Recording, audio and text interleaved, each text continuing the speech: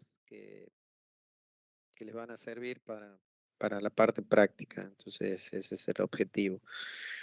No son temas extensos, tampoco complejos. De hecho, puede que en algunos casos ya los hayan visto estos temas, porque en algunas oportunidades en diseño se dictan, no siempre. Por eso también la intención de la materia es unificar por ahí el contenido a partir de los diferentes temas que se ven previamente. Eh, ya les comparto y seguimos desde las diapositivas cuáles son estos temas.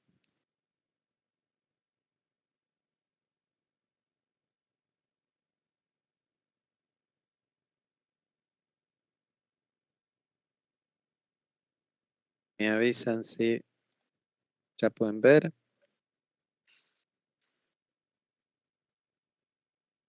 Se ve, profe.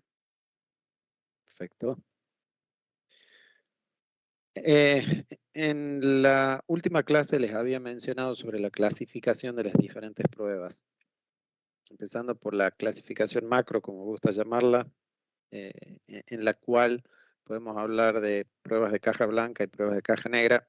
Y con esto permítanme hacer un pequeño paréntesis y aclarar para la 4K3, ya que en la 4K3 no les comenté las pruebas de caja gris.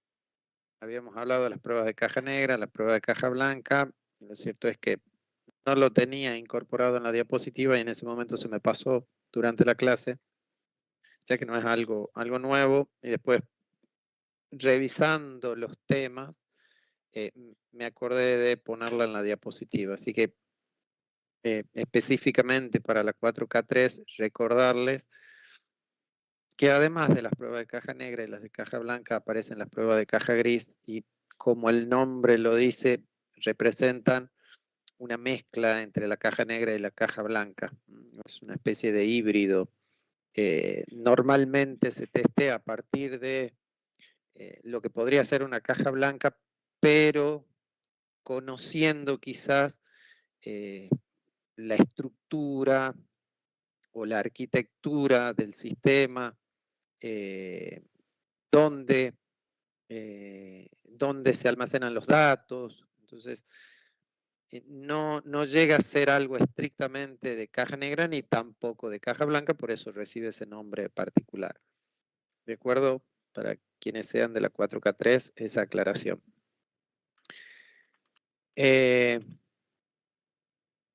Bueno, después de esa primera clasificación macro, venía una segunda clasificación a partir de cómo se realizan esas pruebas, y hablamos de pruebas unitarias, pruebas de integración, pruebas de extremo a extremo, las end-to-end, las pruebas de sistema, las pruebas de validación, comentamos. Bueno,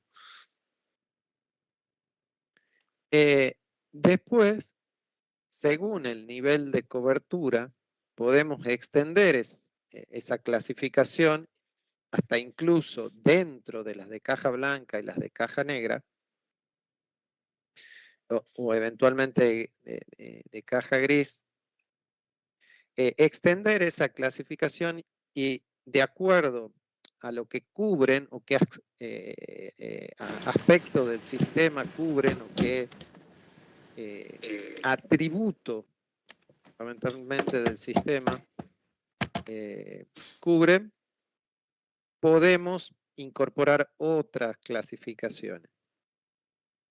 En el caso de caja blanca, por ejemplo, se destacan mucho las pruebas de flujo de control, es decir, de el código, el flujo que representa el código, la secuencia que, que destaca el código. Bueno, la idea es ir haciendo diferentes pruebas a partir de ese flujo de control.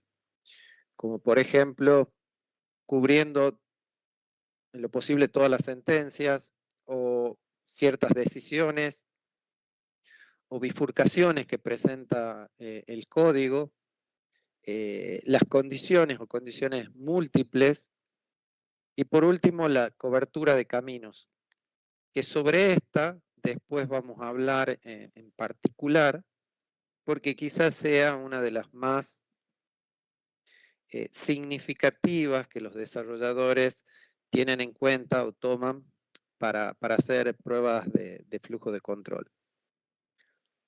Después también aparecen las de flujos de datos, se centran en el uso y definición de variables con el objetivo de detectar errores por variables no inicializadas o mal actualizadas.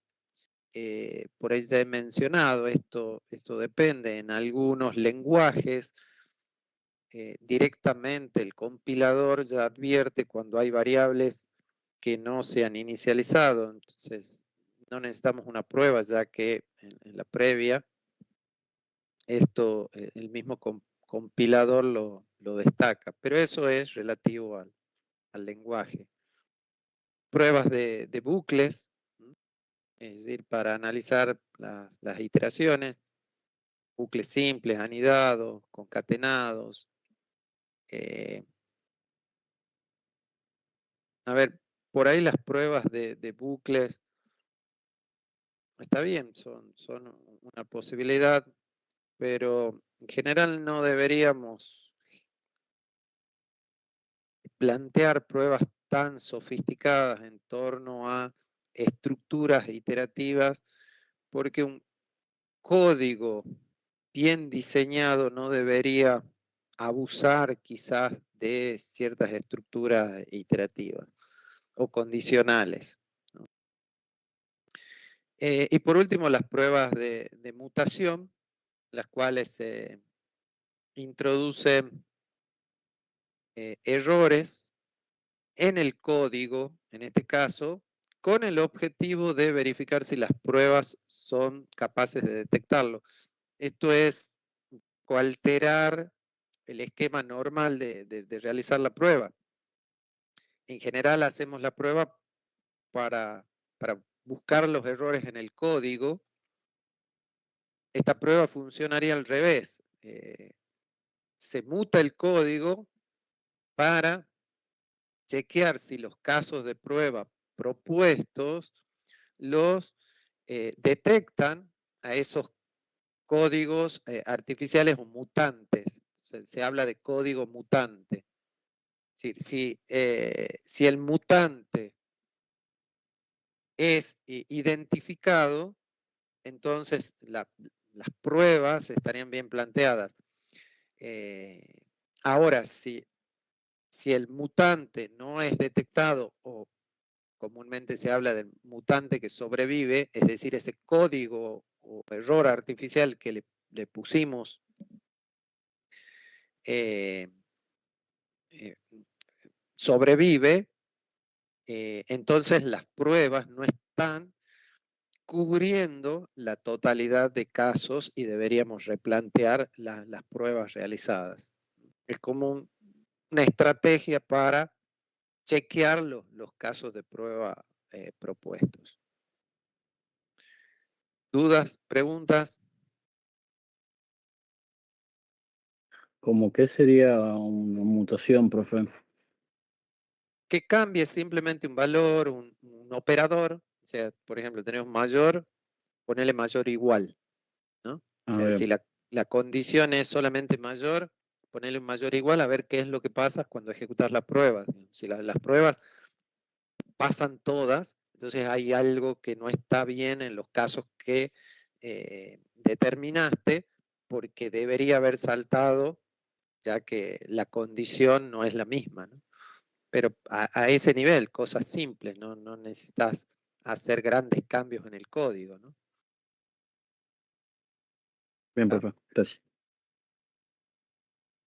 bien, siguiendo la línea, en base al nivel de cobertura, con las pruebas de caja negra en este caso, eh, por ahí se las divide de acuerdo a los atributos, pruebas funcionales, eh, que como todo objetivo de una prueba funcional es ver si se cumplen los requisitos.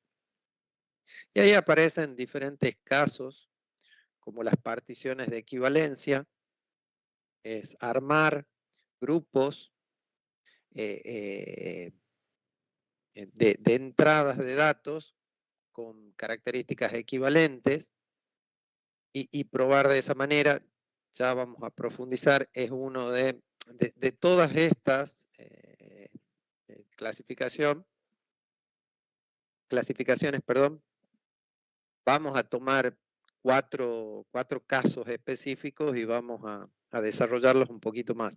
Uno de esos es particiones de equivalencia, que también coincide que es uno de los posibles casos vistos en diseño, ya que suele darse este tema. Análisis de valores límite, es decir, llevar las entradas a valores extremos, probando con rangos válidos e inválidos, que de alguna forma las particiones de equivalencia también cuando se realizan incorporan una estrategia de valores límite o se recomienda integrarlo con valores límite, ya vamos a charlar.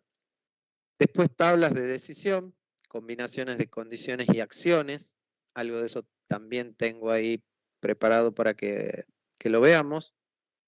Pruebas de transición de estados, ¿no? Con la intención de ir haciendo pasar el sistema por diferentes estados o quizás las entidades que maneja el sistema y que conocemos que maneja, hacerlas pasar por los diferentes estados posibles y chequear que esos estados se realizan de manera correcta. Eso en el conjunto por ahí que resume a las funcionales, a las no funcionales. Acá suelen ser muy comunes las pruebas de rendimiento o pruebas de estrés, que a veces se las denomina, y con el objetivo de probar el sistema desde diferentes características.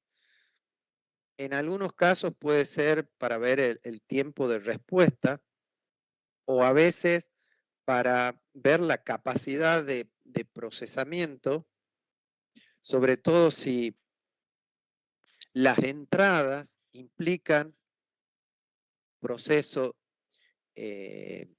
costoso en términos de recursos que utiliza, o complejo en términos de la cantidad de operaciones que tiene que realizar, o es un flujo extenso. Y bueno, se lo prueba llevándolo o tratando de llevar a valores tanto extremos en algunos casos para verificar ese procesamiento. Ahí puedo aprovechar y contar experiencia, el trabajo. Nosotros generamos, bueno, a mí me toca generar desde el rol que estoy cumpliendo en la empresa un servicio. Este servicio provee o sirve a otros servicios. Yo ya creo que les he comentado en alguna oportunidad de que tenemos, el desarrollo que tenemos es bien orientado a servicios, o si quieren a microservicios. No sé si llamarlo estrictamente microservicios, pero sí son muchos servicios que interactúan entre ellos. Por ahí lo de microservicios, no quiero meterme en los detalles de la arquitectura, pero plantea algunas cuestiones para la división de los microservicios que quizás no no se tuvieron en cuenta, pero sí hay varios servicios interactuando. Este servicio, que yo en gran parte he desarrollado,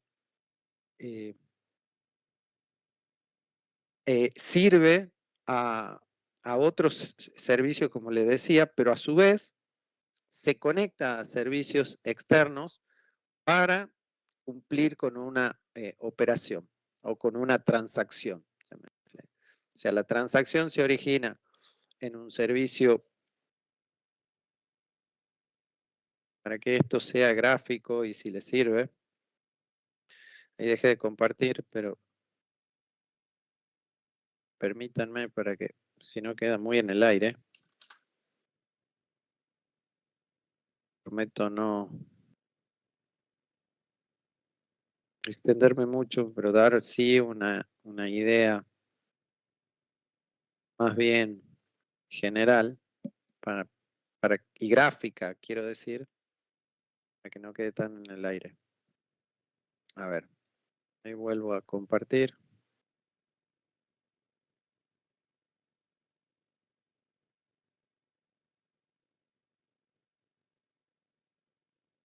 ¿Se ve? Sí, sí se ve. Acá tengo un servicio X, llamémosle, servicio en el cual yo he participado en el desarrollo. Después, hacia adentro, en la organización, tenés un servicio A.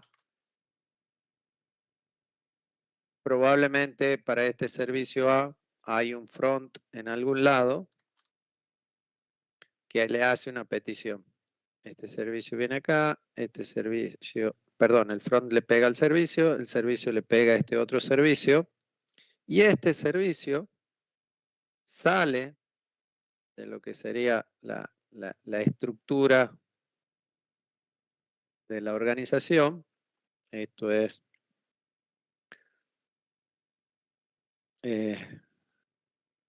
esta es la organización, y acá tenemos sistemas externos.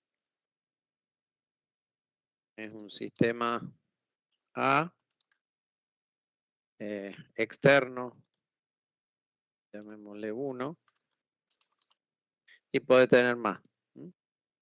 No solo eso, este servicio además se comunica con otro servicio para completar el proceso,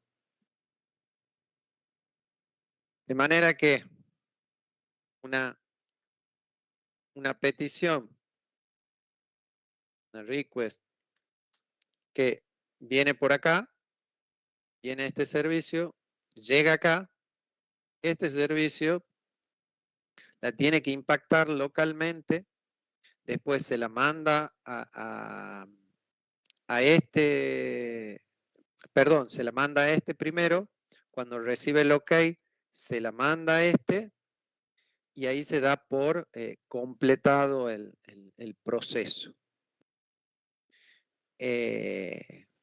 Con una operación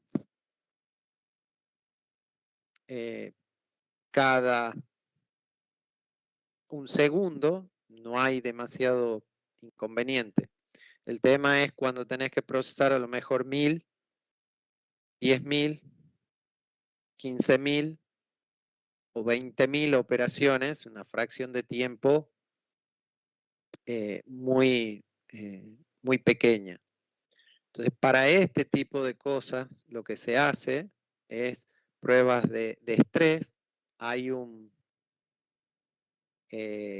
herramienta que se llama K6, después la pueden googlear, de Grafana, en la cual pueden armar script y ustedes le dan el endpoint, que en este caso sería el endpoint y le dice, bueno, vamos a probarlo a este endpoint, le vamos a pegar al endpoint con 20.000 peticiones. Y bueno, vamos a ver cómo se comporta este servicio ante esas 20.000 peticiones. ¿Cuántas es capaz de procesar y cuántas se pierden en el camino? Y a partir de pruebas como esa, uno puede tomar decisiones. A ver, de hecho esto, rápidamente les cuento la evolución, en principio era sincrónico. Es decir, esto, el cliente, este servicio A le mandaba hacía todo el procesamiento y después le devolvía la respuesta. Para procesar miles de transacciones en poco tiempo, hacerlo de forma sincrónica se vuelve imposible. Entonces, se buscaron alternativas asincrónicas para eso. De acá salen múltiples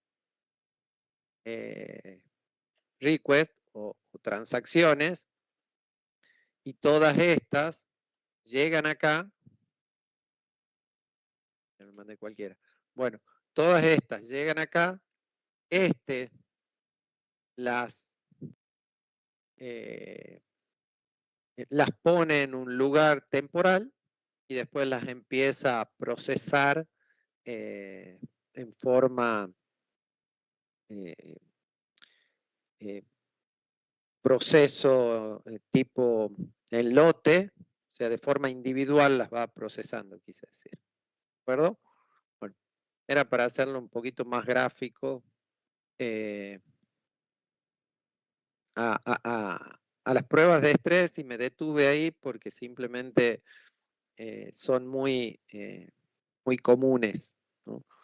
Profe, Sí, cuando hacemos esas pruebas de estrés, usted dijo que probábamos el servicio X, ¿no se prueba el servicio A? Y en otra esta, consulta que tengo es si el servicio A es eso que se le llama API Gateway o algo así, ¿puede ser? no necesariamente. Ok, Eh, a ver, en este caso yo les hablaba del servicio X porque es el servicio que a mí me involucraba y hablo de las pruebas sobre ese servicio. Y en este caso, eh, lo que les estoy proporcionando es el contexto, pero cuando ustedes realizan las pruebas o realizarían las pruebas, lo hacen desde este punto hacia adelante. O sea, no tienen en cuenta, si querés, el servicio A. Ahora, si yo quisiera probar el comportamiento del servicio A, bueno, ya haría las pruebas sobre el servicio A y, y no involucraría seguramente al servicio X. O sea, porque si, si quiero hacer pruebas de estrés, en este caso, o para poder definir cómo va a ser el comportamiento de todo esto, lo mejor va a ser probar sobre ver cómo se comporta cómo administra las 20.000 antes de pasársela a este. O sea, lo ideal sería probar por separado y después. Y si querés, una vez que realizaste las pruebas sobre de manera separada, después podés intentar una prueba integrada entre estos dos servicios. Pero lo ideal sería hacerlo primero por separado para tomar las decisiones, a ver cómo se comporta, ¿no? perfecto. Eh, un gateway en general lo que hace es derivarte. O sea, a veces con la intención de a veces que puedas balancear las llamadas, pero eso eventualmente si vos tenés varios servicios para procesar. O sea que si yo tuviese muchos servicios X, acá yo le puedo poner algo en el medio para que balancee las llamadas a todos estos, digamos. Claro, sí, sí. ¿No funciona así actualmente en su empresa? Sí hay, sí, la Ah, mayoría de ok. los casos, pero en general los que balancean, todos los servicios balanceadores, los maneja el área de infraestructura, porque Ah, ellos son perfecto. los que resuelven la comunicación con el exterior. Eh, En mi caso, me toca trabajar mucho con los servicios internos, no están expuestos directamente. Entonces, Ok, ok. y todos los balanceadores que hay los decide o los implementa infraestructura. Perfecto, Eh, gracias, profe. nada. Bueno, ahí me fui un poquito por la rama, pero nada. Después, otras pruebas no funcionales de usabilidad, o sea, para ver desde el front fundamentalmente, el comportamiento, la accesibilidad. De seguridad, ya alguno de estos lo vamos hay otra clasificación más adelante complementaria que vuelve a tocar algunos de estos puntos, pero el objetivo de la seguridad es evaluar, bueno, las vulnerabilidades que puede tener el sistema, buscándolas, por supuesto, para evitar ingresos no autorizados. Compatibilidad, interoperabilidad con diferentes entornos o plataformas. Esto también suele ser muy común, sobre todo si salimos con aplicaciones móviles, con el objetivo de cubrir todas las opciones. Entonces sí o sí tenés que probar en las dos plataformas más utilizadas. Probás con Android, probás con iOS y, y que en los dos funcione, esa es la clásica, ¿no? Ver que una aplicación se comporte de igual manera en las dos plataformas cuando es móvil. Después mantenibilidad y portabilidad, ver que pueda ejecutarse una aplicación en diferentes sistemas operativos, que lo lleve a otro hardware y funcione de igual manera en el que está funcionando. Y después el grupo, acá ponemos a las pruebas de regresión y aceptación, que ya la habíamos mencionado, a la de aceptación, no así quizás a la de regresión. Y aunque muchas veces, sobre todo la regresión, puede incluirse en las categorías de las de caja blanca, más comúnmente corresponden a las de caja negra. Y tienen que ver con la funcionalidad. Por ahí la de aceptación ya la habíamos mencionado. O sea, las de aceptación es cuando el usuario da conformidad de alguna funcionalidad específica. O sea, lo que busca es que el usuario apruebe o desapruebe una funcionalidad incorporada. Y las de regresión es cuando volvemos ante un cambio, un incremento en el software, ejecutamos pruebas hacia atrás para ver que el incremento o el cambio no haya alterado funcionalidades previas. Y después surgen dos test o pruebas muy comunes, las puse en inglés porque en general se las menciona de esa manera. El smoke test o prueba de humo que la encontrarán, que es muy común realizarlo una vez que se ha desplegado una nueva funcionalidad, o sea, después de un despliegue o después de un deploy, el tester o el QA suele hacer una prueba de este tipo, cosas como simplemente autenticarse, si es que tiene autenticación, que suele ser también una de las opciones más comunes en todos los sistemas, autenticarse, ir a una funcionalidad o entrar al home y ver que aparece la información. O sea, es algo rápido. ¿Y por qué casualmente tiene ese nombre? No sé si alguien las conoce y sabe por qué se llaman así.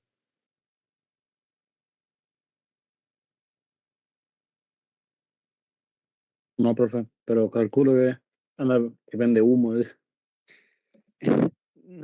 No tanto por ese lado, sino que, viste, cuando, sobre todo un aparato electrónico que a veces falla, que lo prendes y puede que salga humo, si falló. Sí. Bueno, la idea sería esa, que hagas la pruebita de tipo de encenderla, entre comillas, por eso que te autentique, que vayas a la opción más representativa del sistema y que veas que funciona, o sea, que no se rompió, ¿no? O sea, que no sale humo, entre comillas. Por eso se llama así. Y después el último, Sanity Test, que es correcciones específicas o pequeñas funcionalidades tras una actualización, que esto es, o sea, dar un poco la conformidad de que si incorporo una funcionalidad, hago una prueba también rápida y veo que esa funcionalidad en concreto está funcionando. A diferencia de la anterior, que la anterior quizás no voy a ver esa funcionalidad, sino por lo menos veo que el sistema arranque en su forma tradicional. Bien, ¿dudas, preguntas? No, profe. Bien. Después tenemos una clasificación ampliada que en algunos casos repite algo de lo que estuvimos mencionando, como compatibilidad e interoperabilidad, que las mencioné recién. Pruebas de regresión, también las acabo de mencionar, solo aquí para comentarles que por ahí es muy común tenerlas automatizadas. O sea, en realidad las pruebas de regresión debieran estar automatizadas porque manualmente ponernos a hacer todas las pruebas posibles no terminaríamos nunca o cada vez sería peor porque ocuparíamos más tiempo. Entonces, se automatizan y ahí aparecen herramientas que son clásicas para realizar pruebas de regresión, o sea, para automatizar y que nos pueden servir por ende para hacer pruebas de regresión. Después pruebas de recuperación, capacidad del sistema de recuperarse a fallos, pruebas de instalación y despliegue, por ahí menos comunes son estas, pruebas de localización e internacionalización en el caso de que manejemos múltiples idiomas y ver que se comporta bien, pruebas de seguridad, mencioné, pero acá comentarles los famosos pen test, que la idea es que incluso pueden ser de caja negra, caja gris o caja blanca, de acuerdo al conocimiento que se tiene, pero en esencia el pen test es una prueba de penetración que el objetivo es tratar de vulnerarlo al sistema o buscar vulnerabilidades. Suele ser una prueba, por supuesto, controlada. En general, quienes practican este tipo de pruebas, que muchas veces las pruebas de este tipo suelen ser realizadas por grupos, equipos o empresas externas a quienes desarrollan el sistema. Y por supuesto que se sabe que se lo está por intentar vulnerar, ¿no? O sea, está controlado ese tipo de pruebas, si no ya estaríamos hablando de hacking y es otra historia. Después pruebas de conformidad, las compliance testing, que esto es si siguen ciertas normas, por ejemplo, también las puse porque en algunos casos de protección de datos, por ejemplo, nosotros en el país tenemos la ley 25326 de protección de datos, entonces se pueden hacer pruebas para ver si el sistema es seguro en el manejo de datos privados o datos de tarjetas de crédito, es este otro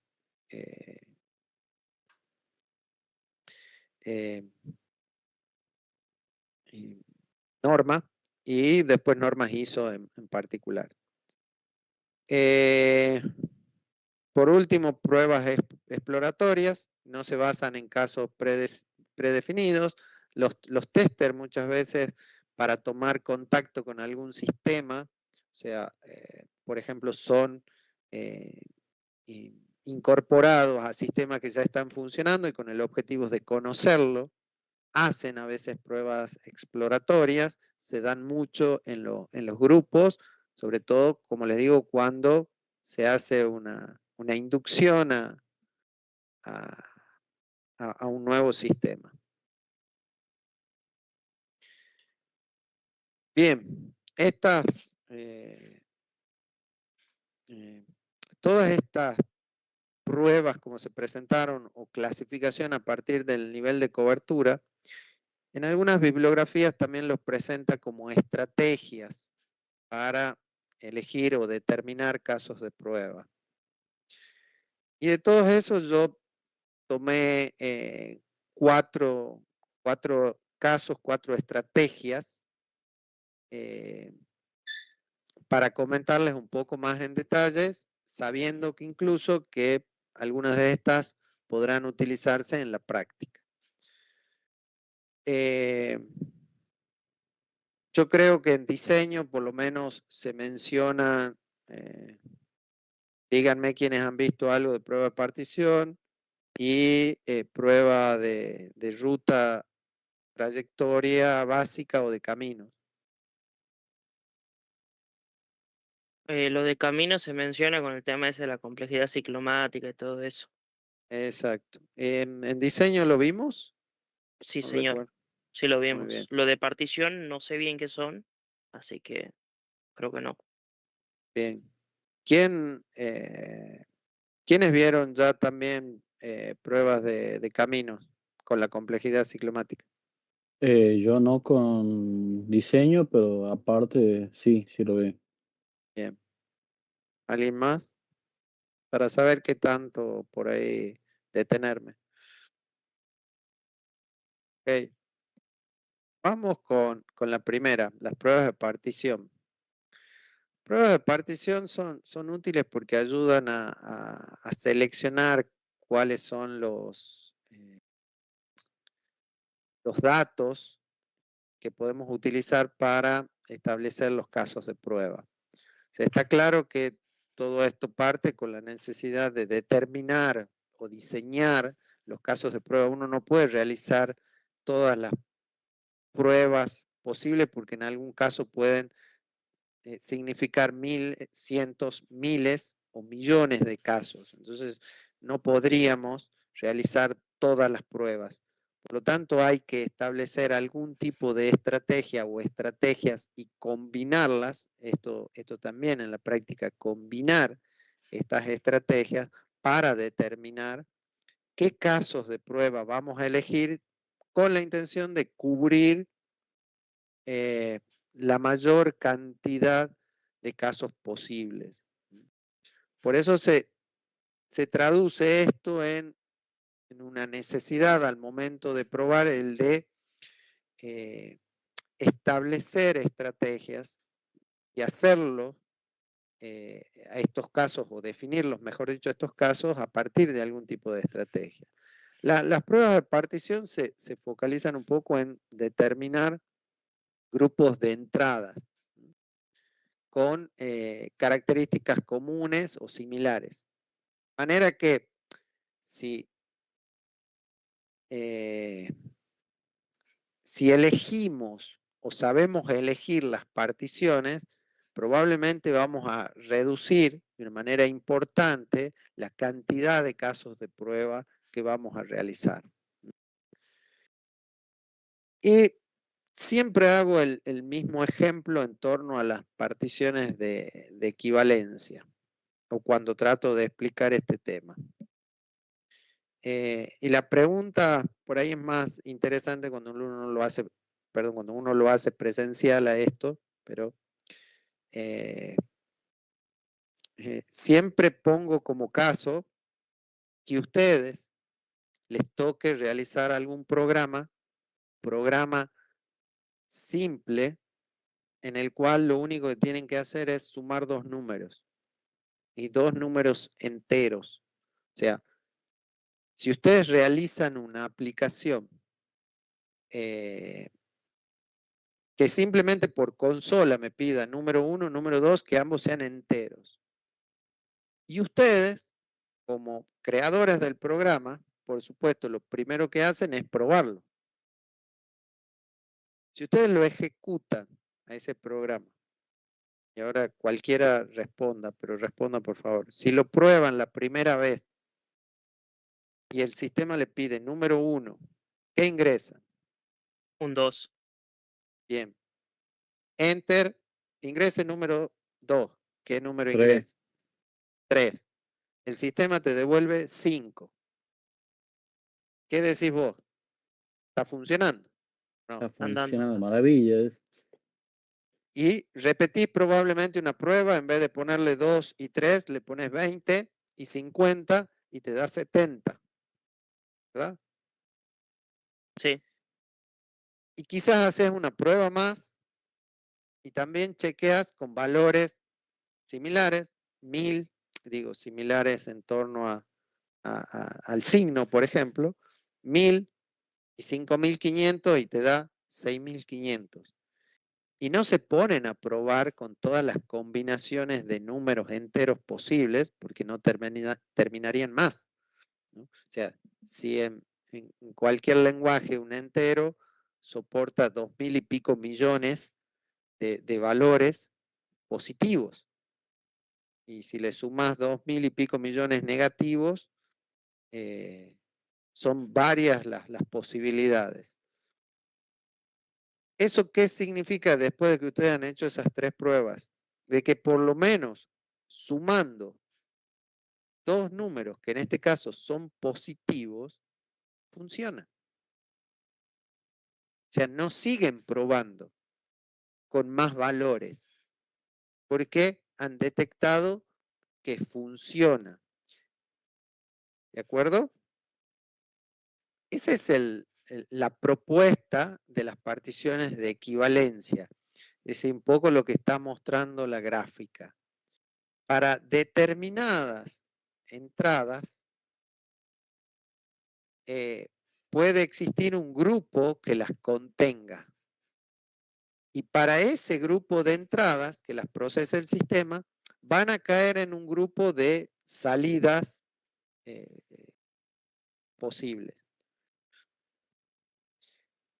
El tema está en extender ese razonamiento que ustedes en algún momento realizaron y formalizarlo. ¿De qué manera? Decir, bueno, probamos con un grupo, pero ¿cuál es ese grupo? O sea, primer paso, identificar el grupo. Y el grupo lo van a identificar en base a características similares de las entradas. Por ejemplo, decíamos, son 2 números enteros positivos. Y ahí podemos tener un grupo y decir, estos son los positivos. Entonces, para 2 y 5, o 2 y 3, el resultado era 5. Para 20 y 50, el resultado era 70. Para 1000 y 5500, el resultado es 6500. No sigo probando con 2 positivos porque evidentemente funciona para todos los positivos. Ahora podría buscar otro grupo en base a las características y decir, bueno, podría probar Sumar negativo. negativos y poner 2 negativos y sumar 2 negativos e intentar con otros valores que sean negativos y ver que las salidas se producen de acuerdo a ese grupo. Y después podría armar un tercer grupo combinando positivo y negativo, negativo y positivo. Otro más con cualquiera de los dos y un 0. Por ejemplo. Entonces, ¿de qué se trata las particiones de equivalencia? De encontrar esos grupos o esas particiones. Particiones llamémosle grupos, ¿no? O sea, el nombre viene ahí. Particiones son las partes de las entradas en las cuales dividimos las entradas o los grupos en los cuales dividimos las entradas con características similares. ese es el primer paso, encontrar esas particiones o grupos. Y el segundo es, una vez que ya tenemos identificados esos grupos, en vez de probar con cualquier valor, como dijimos, 2, 3, 20, tratemos de probar con valores que se acerquen al mínimo, valores medios y valores que se acerquen al máximo, o sea, buscando los límites como otra de las estrategias o clasificación de las pruebas que veíamos eh, de los límites, ¿no? Sería, profe, un número que se acerque a hacer desbordamiento. Por ejemplo, no necesariamente desbordándolo, pero buscando valores, llegar al límite. Otra prueba,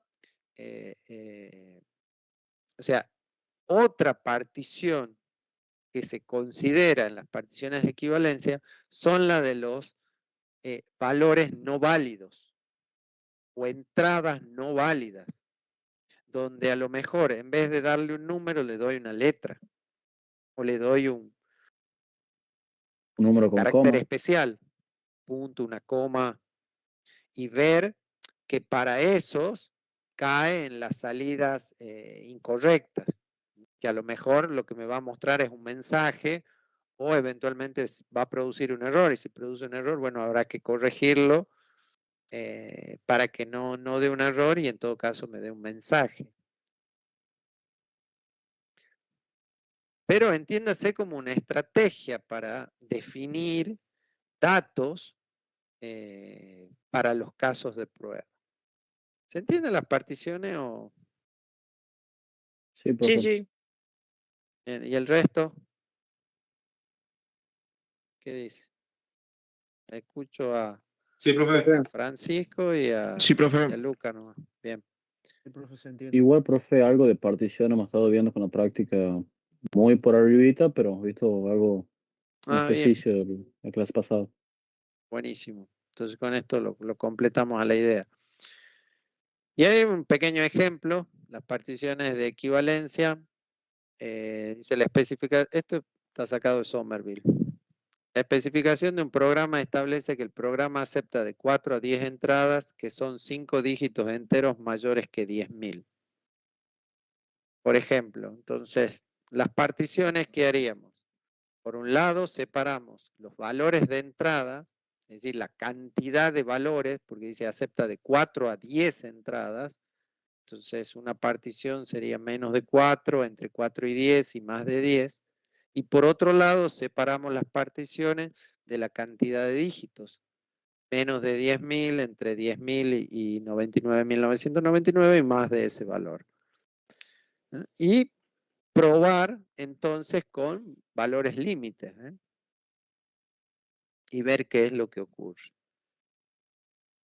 Ya les digo, nada complicado las particiones de equivalencia. El tema está es en identificar cuáles son esas particiones. Y una vez identificada, buscar valores extremos o medios para hacer las pruebas. ¿Okay?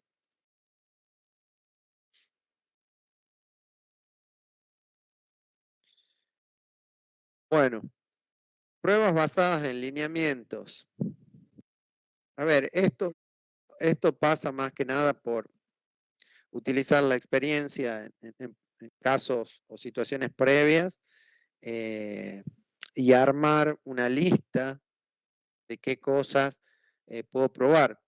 Yo diría que los testers muchas veces implícitamente utilizan esta estrategia en base a su experiencia para hacer las pruebas. O sea, ya tienen pensado muchos casos de prueba a partir de quizás el tipo de aplicación.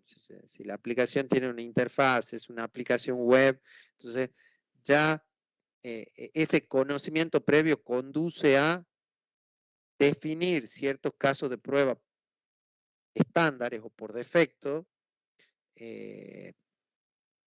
porque muchas veces ayudan a determinar casos triviales o situaciones triviales, digamos, de un sistema. Por ejemplo, elegir entradas que fuercen al sistema a generar los mensajes de error, diseñar entradas para que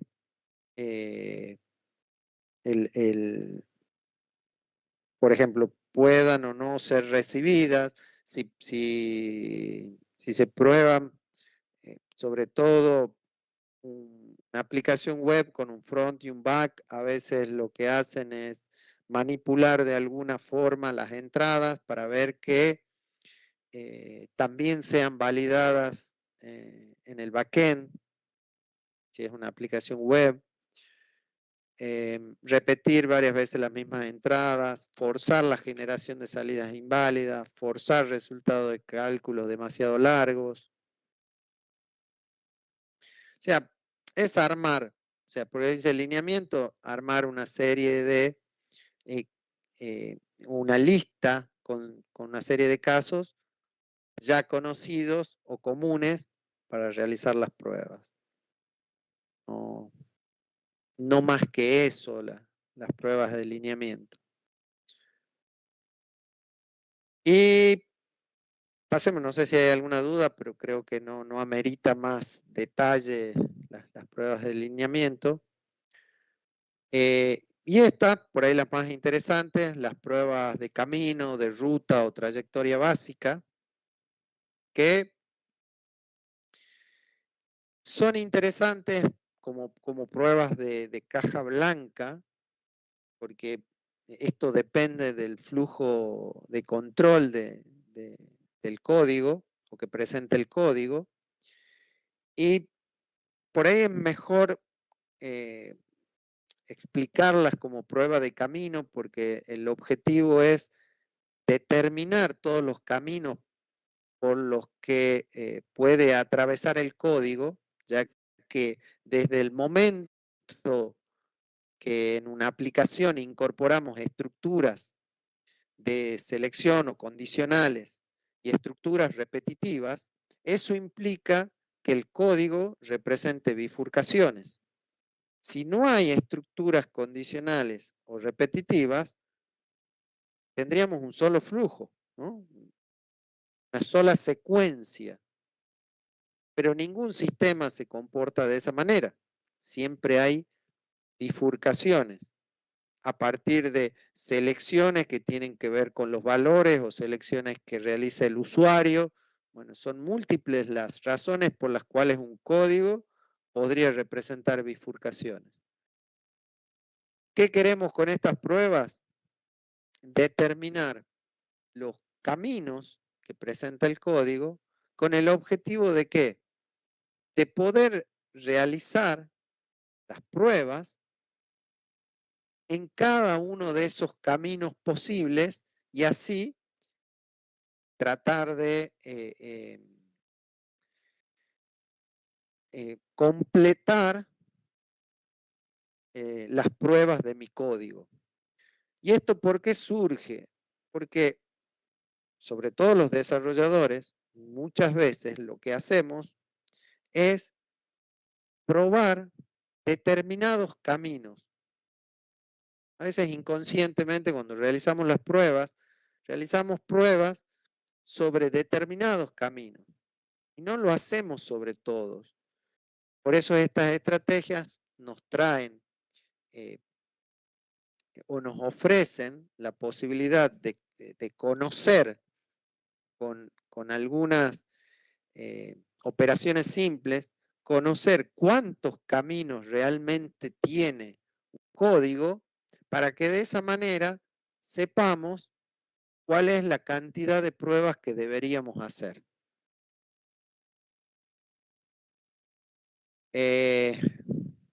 Bueno, para eso, este tipo de estrategias representan el código mediante un gráfico o un grafo de flujo para ayudar a visualizar mejor esos caminos. Por supuesto que no, a ver, esto, lo de usarlo al gráfico y hacerlo al gráfico es para entenderlo al concepto. En la práctica no nos vamos a poner a hacer un grafo para todo el código. Códigos, hay sistemas con código complejo o con muchas líneas de código y ponernos a hacer un grafo para cada parte de la aplicación sería bastante engorroso y llevaría bastante tiempo.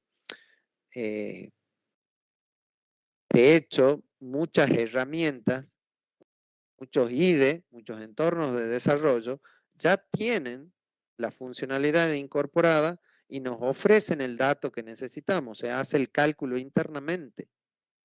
Y no necesitamos ponernos nosotros a calcular, pero sí necesitamos conocer el concepto para quienes no lo tienen presente. Lo que estamos viendo acá es el grafo que representa los caminos, cómo se realiza. Cuando es una secuencia, el grafo es simplemente una arista que dirige a un nodo. Cuando hay una selección, en la selección nosotros podemos seguir un camino u otro camino y después volvemos al punto común. O sea, esto es como tener un if, else. ¿De acuerdo? Este es un while. Este es un For. Sí, podría tomarse como un for, repetir, o como un... Do en while. mi época veíamos, claro, while.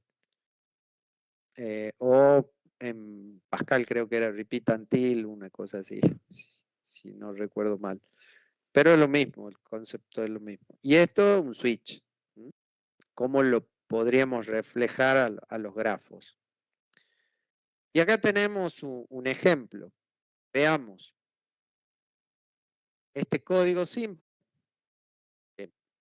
ya lo pude haber dado en reiteradas ocasiones cuando presento este tema, tanto en diseño como en esta materia.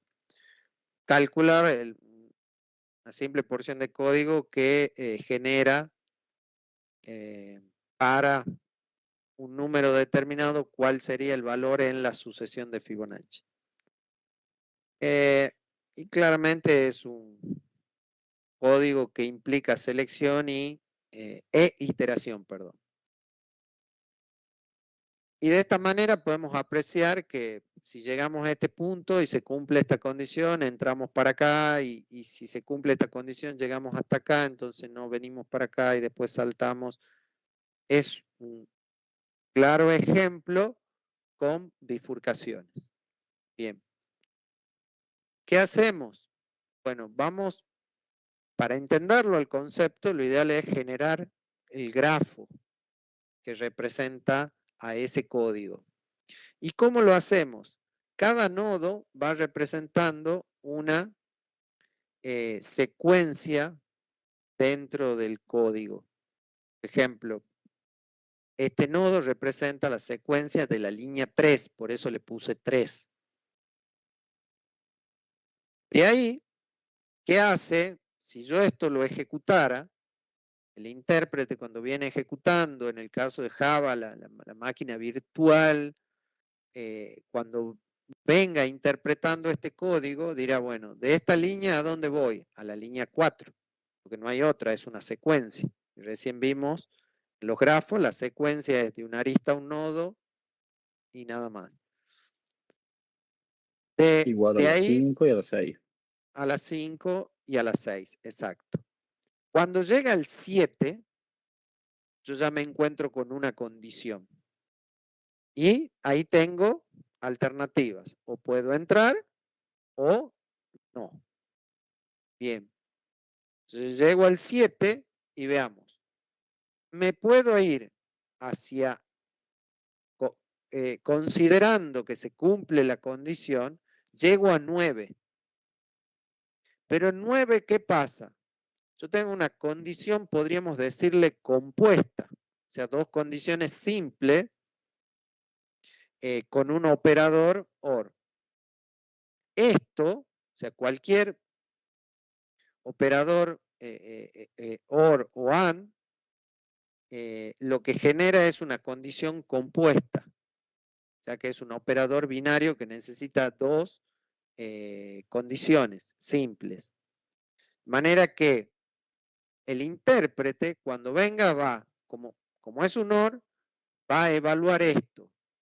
Si esto se cumple, es suficiente como para venir acá, ¿verdad? ¿O no? ¿Cómo Sí, funciona esto?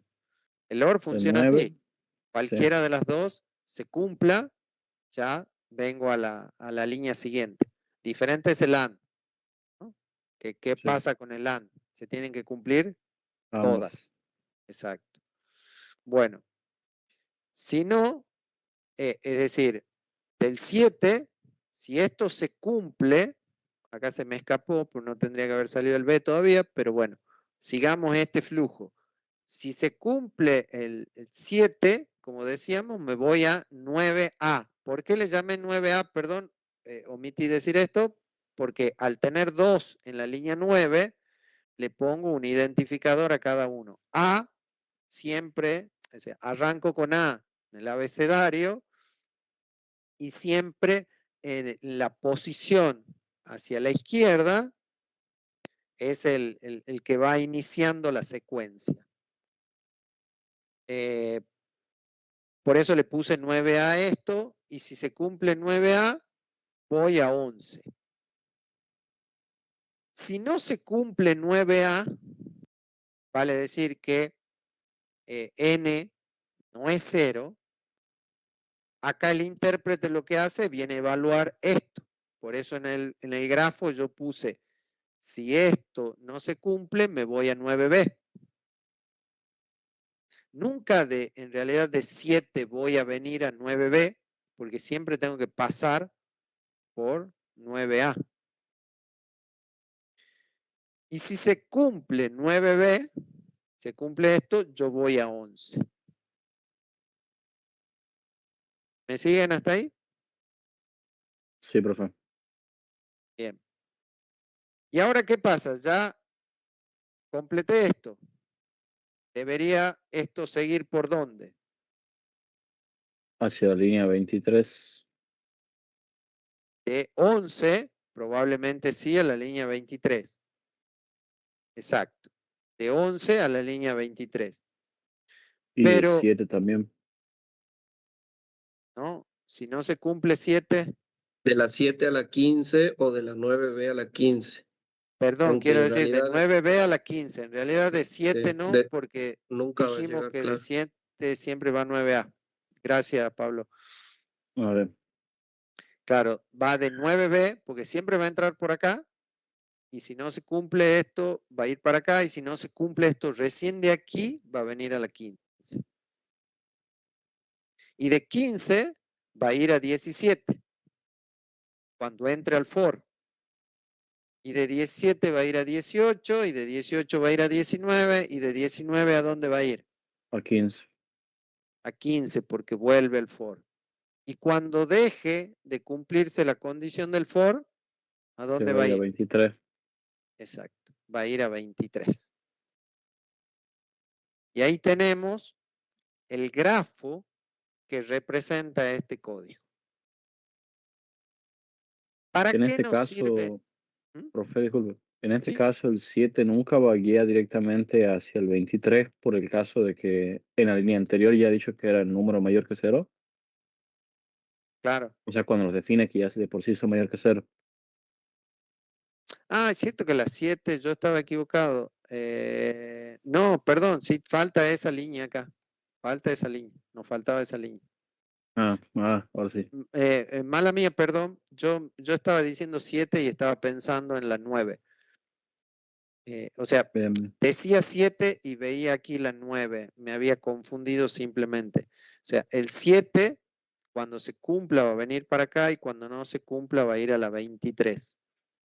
Perdón, ahí vuelvo atrás y corrijo esa parte. Yo me confundí estaba cruzado las líneas.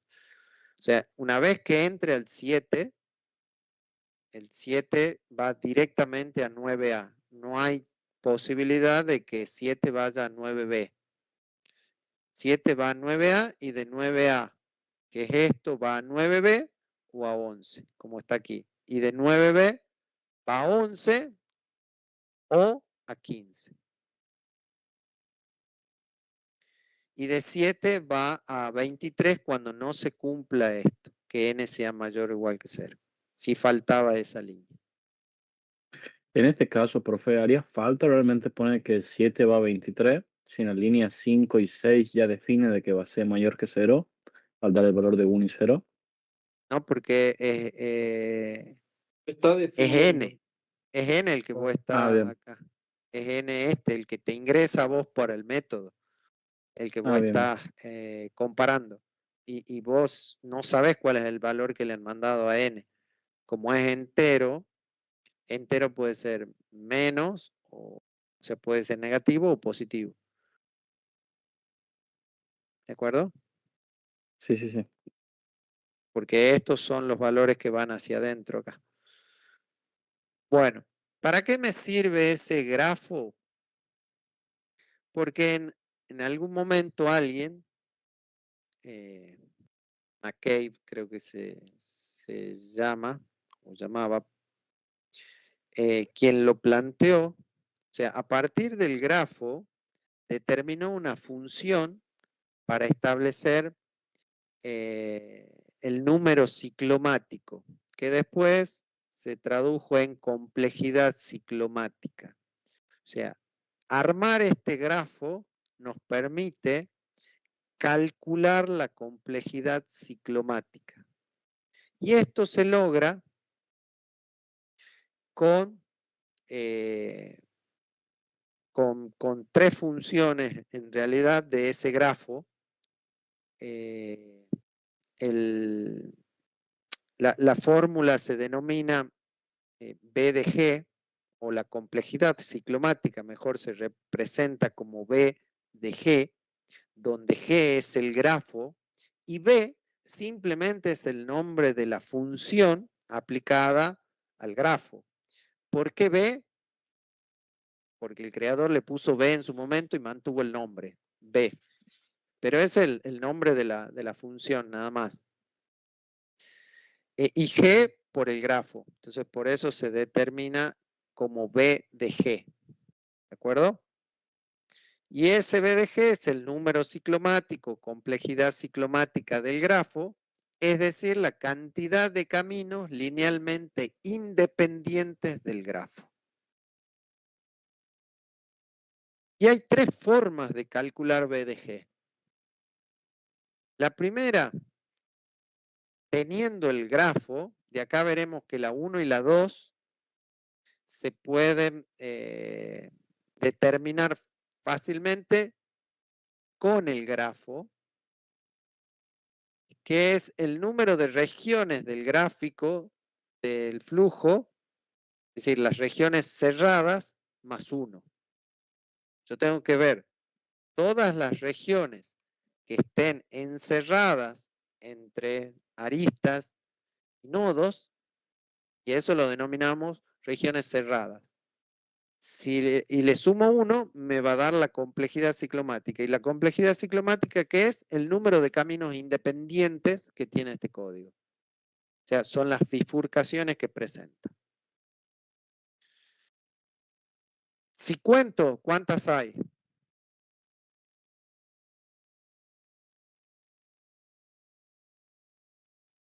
A ver, acá hay una región cerrada. Acá hay otra región cerrada. Acá hay otra región cerrada, 3. Y acá hay otra región cerrada, 4. ¿Qué dice la función? 5. Regiones cerradas más 1, por lo tanto, la complejidad ciclomática de este código es 5. Bien. La otra función dice que la complejidad ciclomática se determina a partir de E menos N más 2, donde E es el número de aristas del grafo o gráfico. Y n, el número de nodos. Y a eso tengo que sumarle 2. Sumo aristas. 1, 2, 3, 4, 5, 6, 7, 8, 9, 10, 11, 12, 13, 14, 15. ¿Me está faltando alguna? 16. Con esta.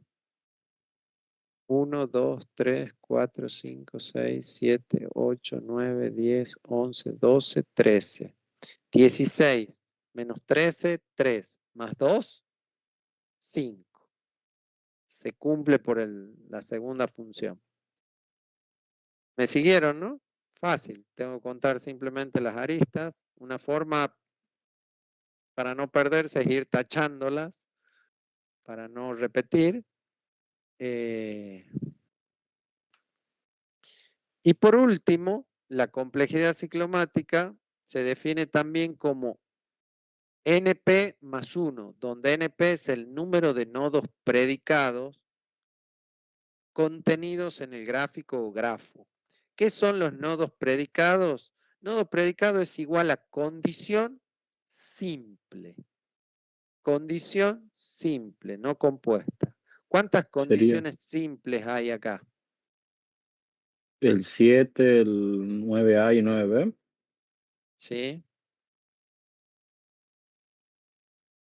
El for no sé si es una condición En simple. total, También es una condición porque tiene que cumplirse. ¿Se cumple o no se cumple el for? Bueno, tenemos 4 condiciones. Más 1, 5. No sé quién quería preguntar algo, perdón. Bueno. Lo bueno de esta última función que no necesitamos el grafo. O sea, yo viendo el código, busco las condiciones para las cuales las condiciones están dadas por las selecciones o las iteraciones. O sea, si encuentro un while, ojo, un while podría tener una condición compuesta, o sea, podría tener 2 nodos predicados, porque pongo el while, que se cumpla una cosa y que se cumpla otra, o que se cumpla otra, podría tener 3, 4, n, las que necesite, ¿no? Y cada condición dentro del while es una condición separada. Pero contando las condiciones, yo puedo obtener la complejidad ciclomática sin necesidad de hacer el grafo. El grafo simplemente para entender de dónde viene la función y porque ayuda a entender y comprender los caminos que se arman y probablemente esto lo terminen ejecutando en la práctica también y hagan algún ejemplo. Así que ¿duda, pregunta sobre la complejidad ciclomática? Sí les puedo No, tirar profe. un tip.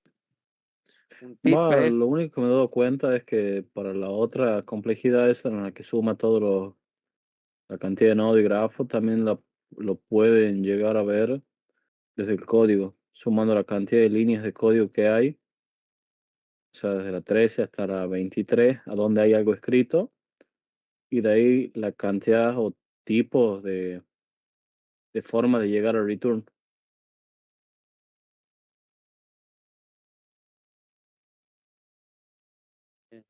¿Profe? sí, que deje de compartir. Sí, creo que yo sin querer compartí. Ah, Cuando se cuenta la cantidad de líneas escritas y la posibilidad de return. ¿cómo sería? 13. Claro, 1, son 2, 13 la 3, cantidad de líneas 4, escritas, 5, 6, 7, 8, el for 9, es 10, 8, 11, 12, 13. Sí. y de ahí la cantidad de formas que se puede llegar al return. Una es si no se cumple el if, y de ahí tiene otras 2 cosas para desde el otro if. ¿Y qué hago con eso? Eso es 16. Bueno, la línea de código son 13. Y ahí le sumo 2. o sea que si igual al código le dejas 2 líneas por error o lo que sea, o 2 saltos de línea que no esté bien estructurado, ya no te sale. Y sí, me dio. Yo no, bueno, habría que estudiarla. No la descarto, pero habría que estudiarla. Por lo pronto, quédense con las tres que están definidas en la bibliografía y que más conocemos. Igual te la tomo para después analizarla, Lucas. Por último, un tip que cuando se encuentren consecuencias y si van a hacer el grafo, pueden obviar nodos y aristas. Por ejemplo, fíjense que si yo suprimo de las líneas 3 a la línea 6, no cambia el cálculo, porque siempre elimino por cada línea de esta secuencial, siempre elimino un nodo y una arista. Entonces el cálculo no se va a alterar. Se los dejo para que lo prueben después si quieren a esto. Y lo mismo acá, todo lo que sea secuencial yo puedo obviarlo y el cálculo a veces va a simplificar porque tengo que sumar menos aristas y menos nodos. Bueno, después por último, si se los cuento rápido, esto que es interesante, no sé si en la práctica lo verán, las tablas de decisión, ¿no? Que acá simplemente quería mostrarlo con un ejemplo, o sea que pueden utilizarse los testers, esto más que nada para pruebas de caja negra, y por ahí para elegir los casos de prueba, y lo puse con un ejemplo. O sea, imaginémonos que tenemos un sistema de pago y que para hacer el checkout, es decir, cuando vamos a pagar en una aplicación e-commerce y tenemos un cupón de descuento. Y para eso queremos evaluar los diferentes casos de pruebas que pueden darse. Para aplicar estas tablas de decisión, lo que conviene hacer es separar las entradas y las salidas. Es decir, bueno, ¿cuál van a ser las entradas o cuáles van a ser las condiciones para estas entradas? Que el cliente esté autenticado, sí o no está autenticado, si tiene cupón ingresado, si el cupón es válido y si el monto de compra es mayor al mínimo requerido para que el cupón pueda ser aplicado. Esas son las condiciones de las cuales partimos en las entradas.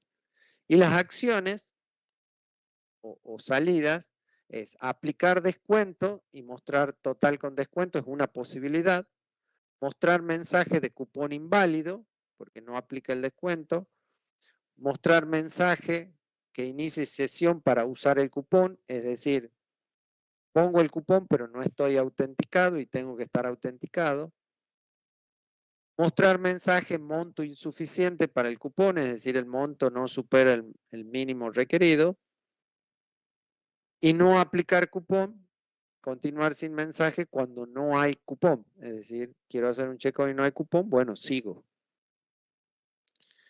La idea es, teniendo en cuenta las condiciones y teniendo en cuenta las acciones o las salidas que tienen que darse y esas entradas, armar una tabla con diferentes reglas.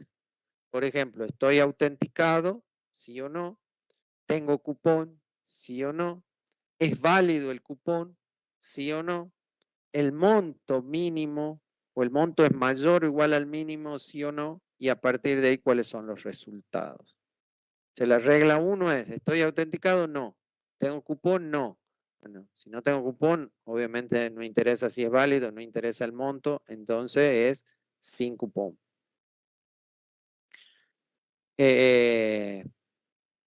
Regla 2. Sí estoy autenticado y no tengo cupón, entonces sigo sin cupón.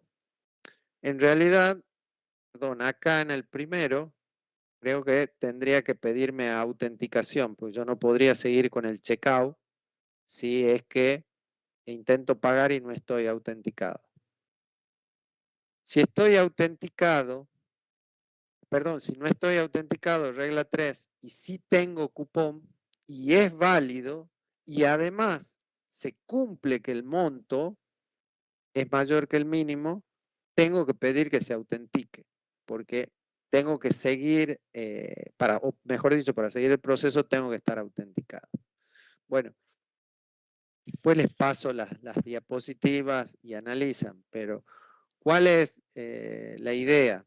Que a partir de las entradas y las salidas, armemos una tabla para que después podamos definir los casos de prueba. Entonces me voy basando en las diferentes filas de la tabla y voy armando los casos de prueba.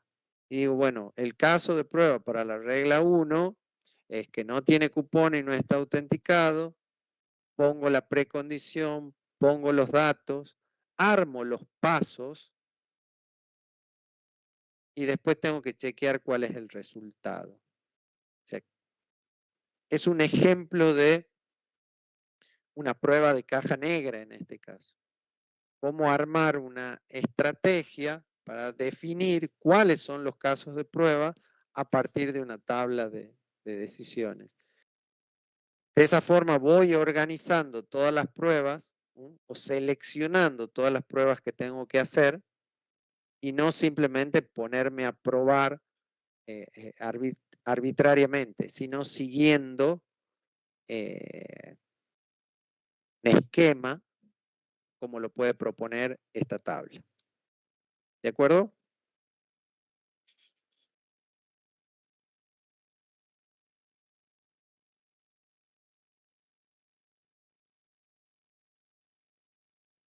Bueno, ese es el último caso que quería comentarles, o la última estrategia.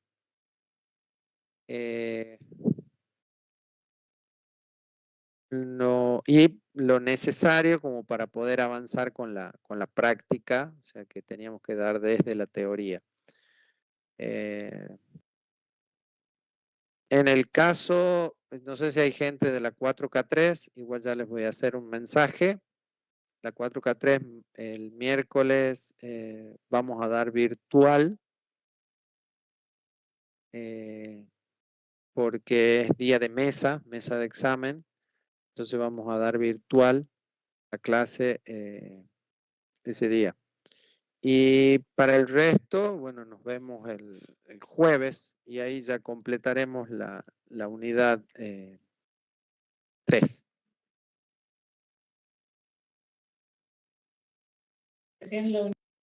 Perfecto, profe. Perfecto, profe. Simón. Bien. Profe, Sí. el jueves veremos lo que correspondería a métricas. No, el jueves vamos a ver procesos. Lo de métricas en realidad ya pasa a la unidad 5. Ah, O bien. sea, métricas, porque se hace un poquito más extenso. Entonces la parte de métricas, si bien estaba dentro de las unidades que forman parte perdón, está dentro de las unidades de los libros que forman parte de la unidad 3 de la materia. La materia en su momento se decidió separarlo de métricas y ponerlo en la unidad 5. Si bien pudieron haber hecho una lectura sobre el tema, después vamos a profundizar porque les tengo que dar la guía de lectura para las próximas 2 unidades. Y ahí van a revisar esa parte de que ya hayan leído de métrica y vamos a incorporar otra bibliografía en torno a eso también. Bien, profe, muchas gracias.